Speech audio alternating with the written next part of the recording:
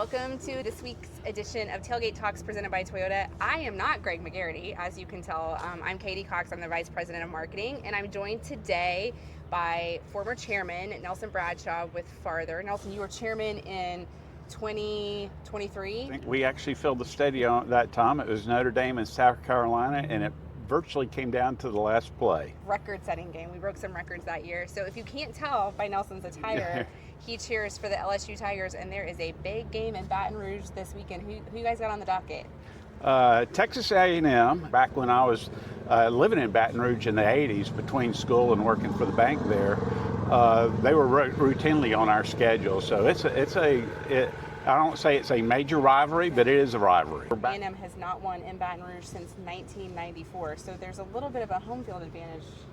Well, it's not just Texas A&M that seems to have that problem. It's everyone. In fact, since 1990, LSU has won 86% of its home games. What is it about Baton Rouge that's so special? Well, I mean, it is Baton Rouge and Death Valley, but what's really special is the majority of those games are played at 7:30 Saturday night. And those fans have started tailgating at 10 o'clock in the morning. And we'll talk about it a little later, but you have been there with me. And so by the time game time comes around, it is rowdy. And plus, you want a 7:30 game there anyway, because it's hot as heck. And even this time of year, it can still be warm in Baton Rouge.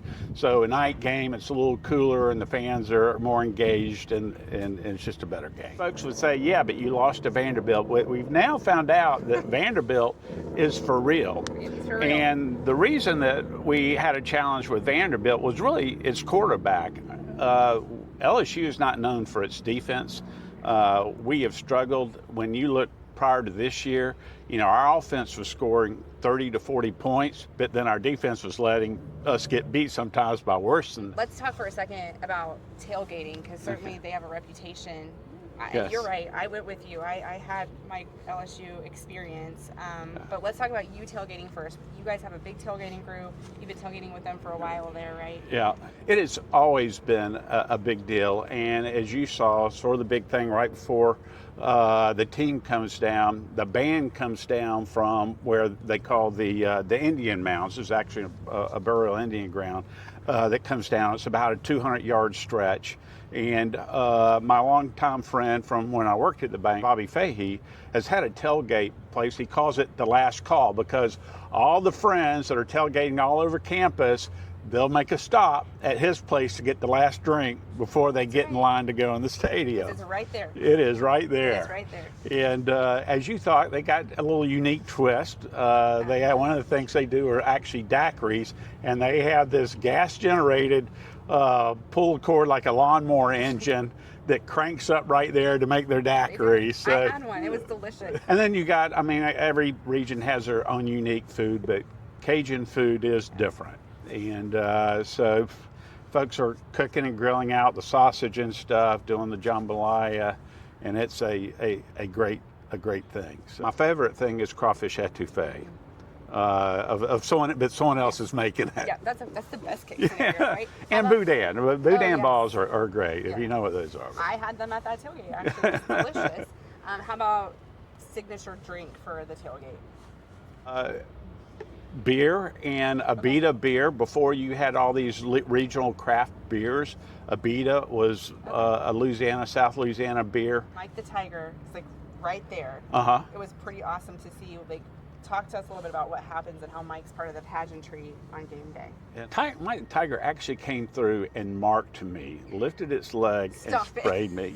And so my kids to this day, that's what they talk about. Mike the Tiger, it was marking his territory. So, man, But you met Judy there, right? Well, but that was after college. Okay. We both finished up there, and we were both working for major local institutions that are well known there. But she will tell you, she's more of a sports fan probably than I am even, that I married her for the basketball team tickets, because that's when Shaquille was playing there. And right when Shaquille got there, they were doing so bad that LSU was going to the big companies and saying, we'll give you a package for $5 a game. Holy smokes. And Judy called me and said, Nelson, I don't know where our relationship's going, but at $5 a game, you know, do you want to split it and get them? And if we break up, I get your tickets.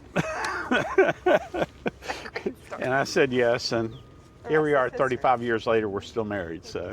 All right, what do you think's going to happen? Are you getting the victory on Saturday night? Oh, I think we'll get the victory. I mean, we're going to be, after that Vanderbilt loss, you know, number one, 80%, you know, coming in at 86% chance. And we're just going to be fired up from losing that last game. Thank you guys again for tuning in for another week of Tailgate Talks presented by Toyota. And Nelson, thanks for being here and sharing with us about LSU. Always fun to talk about football. Always fun to talk about football. We'll see you guys next week. Visit your local Toyota dealers today. Toyota, let's go places.